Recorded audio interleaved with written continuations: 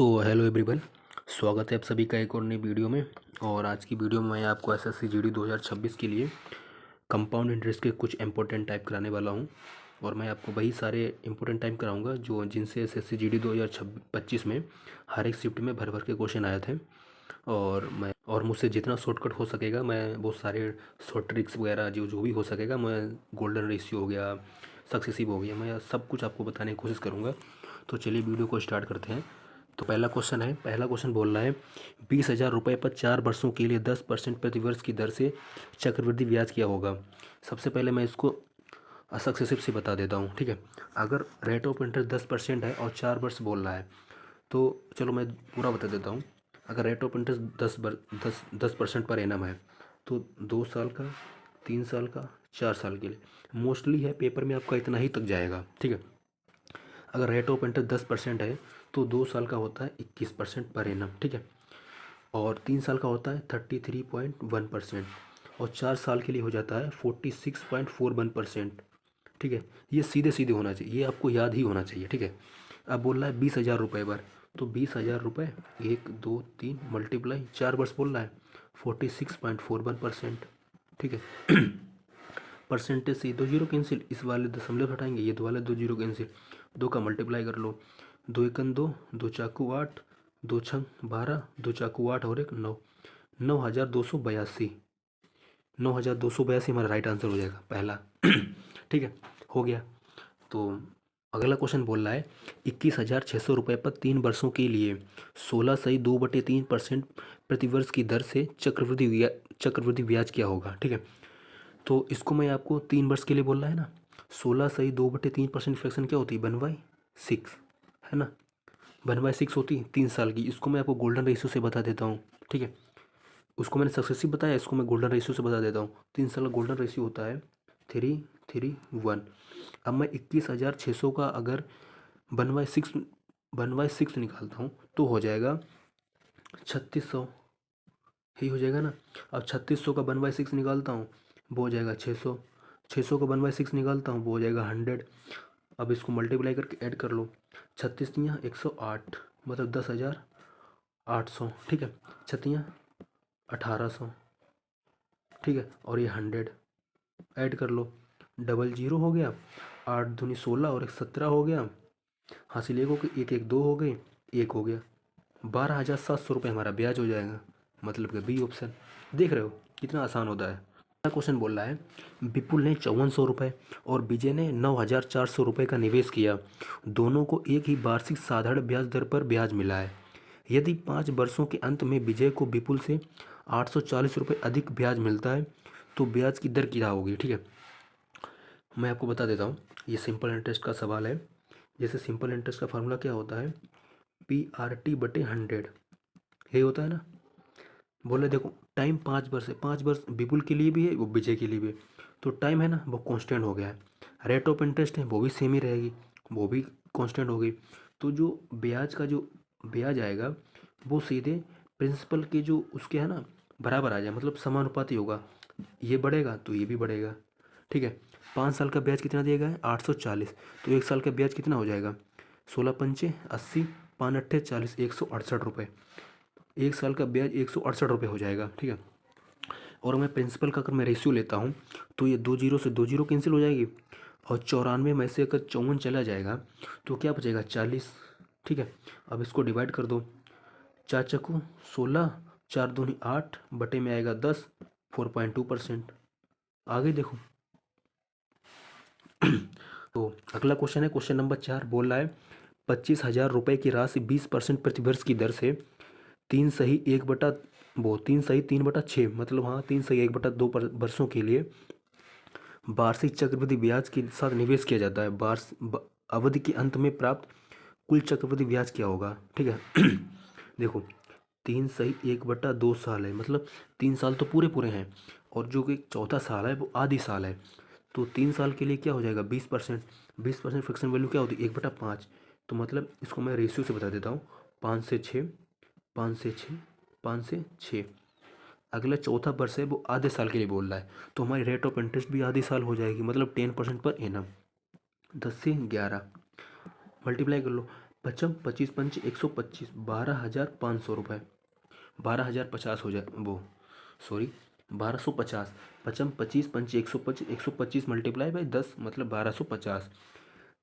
6 का क्यूब 216, 216 में अगर मैं 11 का मल्टीप्लाई कर लूँगा तो हो जाएगा 11 छंगा 66 की 6, हाथ से लगा 6, 11 का 11, 11 और 6 17, कैरी हो गया 1, 11 दूनी 22, 22 और एक 23, ठीक है 2376। तो ब्याज कितना मिल जाएगा, 6 से 6, 7 से 2 5 गया 2, और 3 से 2 गया 1, और 1 से 1 गया, इतना ब्याज मिल जाएगा। प्रिंसिपल कितना था 25,000, और हमारा प्रिंसिपल कितना निकला था 125 से इसको डिवाइड कर देता हूँ 125, ठीक है। इस वाले जीरो से ये वाला जीरो कैंसिल, 25 पंचे 125, 25 सेकंड 25 मतलब ये 100 बचा, और 5 से काट दिया ये 20 बार, ठीक है। अगर मैं 1126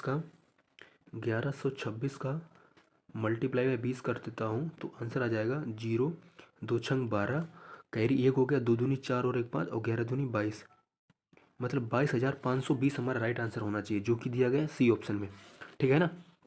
इसको मैंने आपको रेशियो मेथड से बता दिया ये दिया गया, आप जिस किसी ने भी एसएससी जीडी 2025 वाला एग्ज़ाम दिया है वो बता सकता है, इस वाले टाइप के सवाल हर एक शिफ्ट में देखने को मिले थे, शुरुआत से लेकर एंड तक हर एक शिफ्ट में आए थे, ठीक है। बोल क्या रहा है, महेश के पास 1617 रुपये थे, उसने इसे अपने बेटों विजय और अजय में बांट दिया, ठीक है। उन्हें 10% वार्षिक चक्रवृद्धि ब्याज दर पर निवेश करने को कहा। देखा गया कि विजय और अजय को 13 वर्ष और 14 वर्ष के अंत में समान राशि प्राप्त हुई, मतलब सेम अमाउंट प्राप्त हुआ, ठीक है। बोल क्या रहा है, विजय को 10% की फ्रैक्शन वैल्यू होती 10, 1/10, 10 से 11, इसको दिया गया 13 साल के लिए, और अजय को भी इतना ही 10/13 कितने साल के लिए, 14 साल के लिए।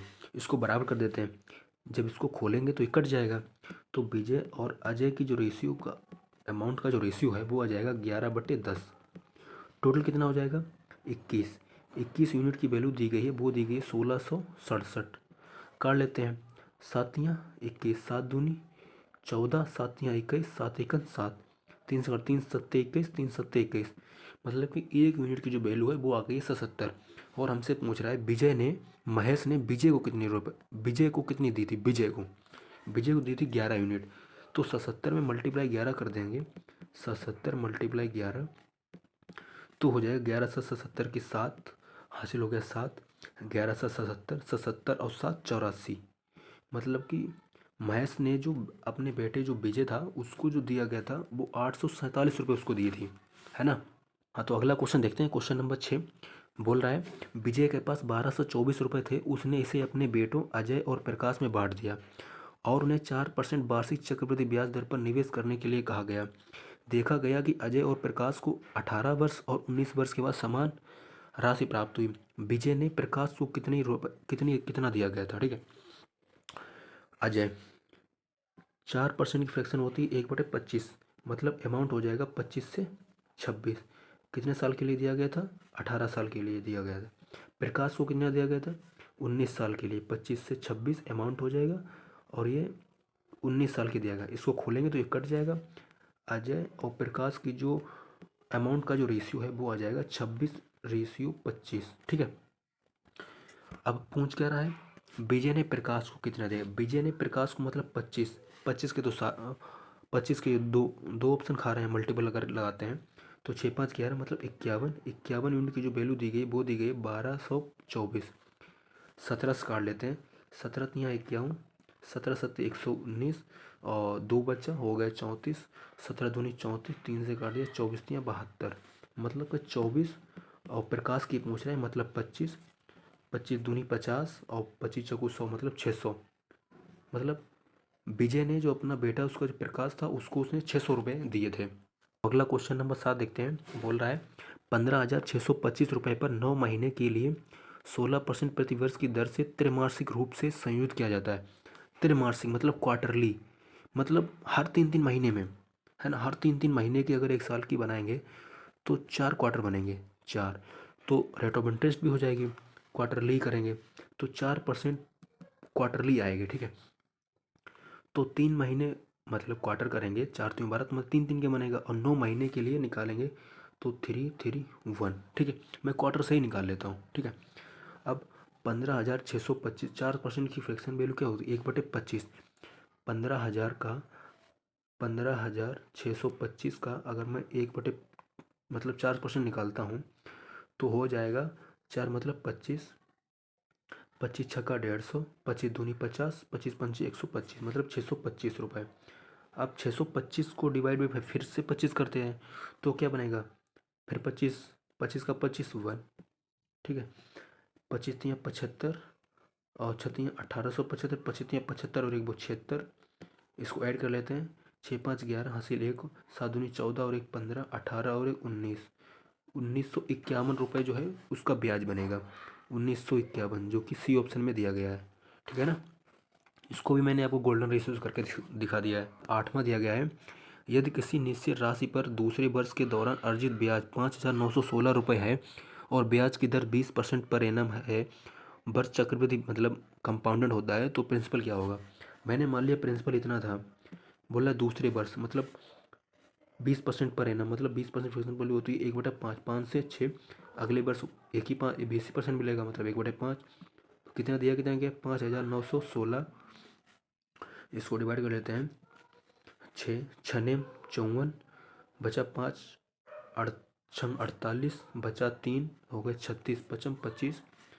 अब 25 में मल्टीप्लाई 986, 25 छक्का 150 की 0 हासिल हो गया 15, ठीक है। 25 अट्ठे 200, 200 में 15 जोड़ेंगे तो 215, ठीक है। हाँ कैरी हो गया 21, 25 नेमा 225, 225 में 11 जोड़ देंगे, 5 और 1 6, 22 और 2 24, 24,650 रुपये हमारा राइट आंसर हो जाएगा। 24,650 मतलब जो उसका जो प्रिंसिपल था वो कितना था? 24,650 हमारा प्रिंसिपल। क्वेश्चन नंबर 9 बोल रहा है, एक साहूकार 50,000 रुपये की राशि 20% वार्षिक चक्रवृद्धि ब्याज पर उधार देता है। तीसरे वर्ष में अर्जित ब्याज की सटीक राशि क्या होगी? ठीक है, मैं साहूकार है, उसने 50,000 ब्याज के रूप में दिया। रेट ऑफ इंटरेस्ट 20%, 20% की फ्रैक्शन वैल्यू होती 1/5, मतलब 5 से 6, 5 से 6। और जो तीसरे वर्ष है उसका 20% मतलब 1/5, ठीक है। 5 25, 25 दूनी 50, ये हो गया 2,000।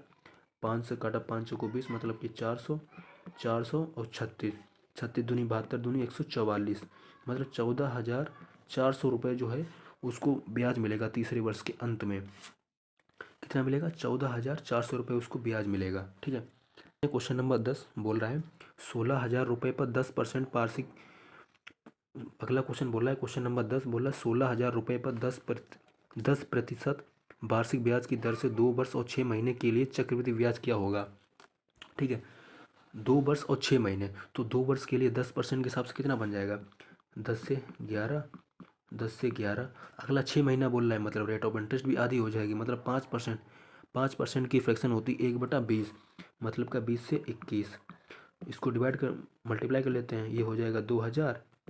11 11 121, 121 में गुणा 21, 21 एकन 21, कैरी हो गया 2, 21 दूनी 42 और 2 44, 21 से 21 और 4 25।